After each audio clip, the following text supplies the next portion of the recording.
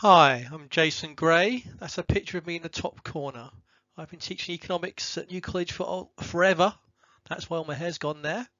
And I'm going to be giving you a quick chat about what it's all about. I want to look at what kind of issues you might look at when you study economics.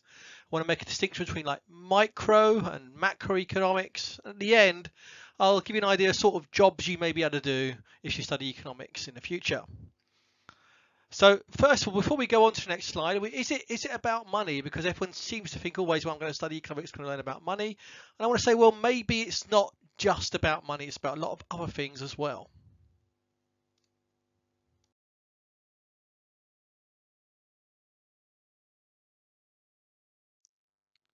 So here's a word cloud of words we might associate with economics. And we can see that money is quite a big one up there. But actually, I'd be more interested in terms like resources and efficiency and even trade and behavior and choice. It's about a lot more than money. Economics is not really about money. It's more about how we can improve people's quality of life. Now, the pictures on the screen allude to the myth of King Midas. Everything he touched turned to gold, and it didn't work out well for him. He couldn't eat food, and he starved to death. But for you as an individual, more money would probably improve your quality of life. Okay, you might be one of these lottery winners that blows it all and ends up unhappy, but most of us, most of the time, with more money, we have more choice, our life expectancy increases, and we tend to be happier. But from society's point of view, more money wouldn't necessarily improve things. Now, in modern societies, we don't really use gold. 3% of our money is notes and coins. 97% of our money is electric digits in bank accounts. If the government went and put more money in everyone's bank accounts electronically, actually right now, I'm doing this in the middle of October 2020 during the coronavirus kind of episode, actually that might improve things a little bit, but long run it's not sustainable. We need to be able to produce more goods and services, and if we just have more money chasing the same amount of goods and services, we just want inflation. Economics is about what you can buy with your money. It's about what we can produce, the productivity of a country. So here's a graph showing income and how it changed over the last 1,000 years. In fact, we can see that for most of the history there was no real change. Nothing really happened. Okay, I know there was the Romans and the Battle of Hastings and the ancient Egyptians, but actually in terms of standard of living, in terms of what you could buy, there was no real change in that until the Industrial Revolution. The UK and other countries, this Industrial Revolution happened at later dates. In China and in India, it happened at the end of the 20th century, and it's still happening. Crucially though, see, the Industrial Revolution gave us a big increase in productivity and the amount of goods we could buy and consume. And it started there. And that's why Adam Smith, who was writing on the eve of the Industrial Revolution in the book The Wealth of Nations, he wrote in 1776, that's kind of when economics starts. So economics is really trying to study this massive increase and almost wants to keep it going.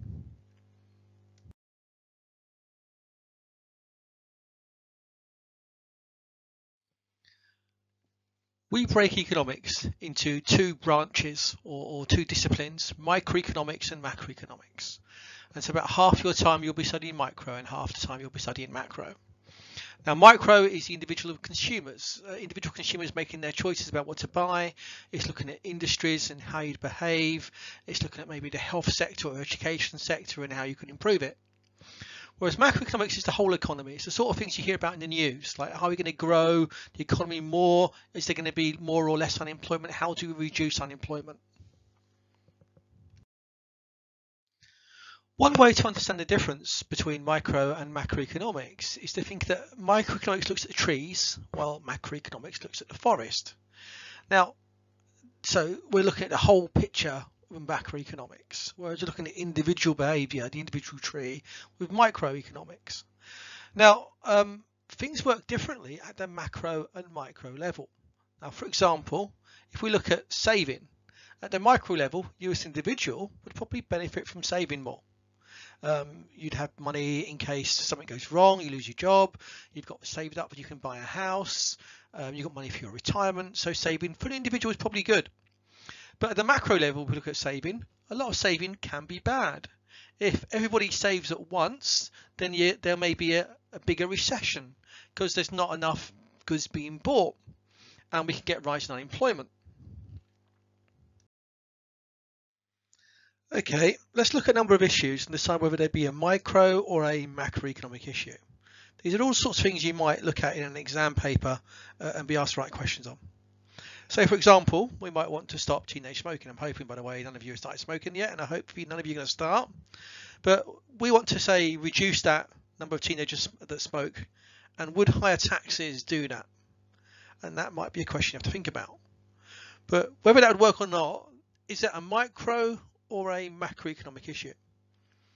Well, given we're interested in just stopping people smoking, we're interested in reducing how much people consume of one particular product, that we're looking at the tobacco industry, that would make this a microeconomic issue. Now, by the time you are watching this clip, I imagine unemployment will be quite high in the UK. And trying to reduce unemployment is a major policy goal, and it's a macroeconomic issue. Then how do we reduce unemployment throughout the country? Of course, the impact of unemployment on individuals and the government as well was also something to look at.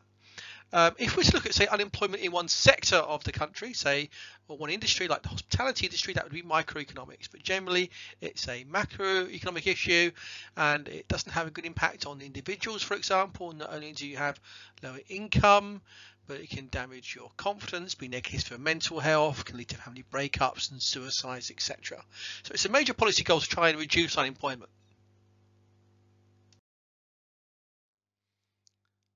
Now, the prices of things change over time. So you can think back when you were little, how much was a Freddo when you were like 5 or 6 to how much is a Freddo today, and they've got more expensive.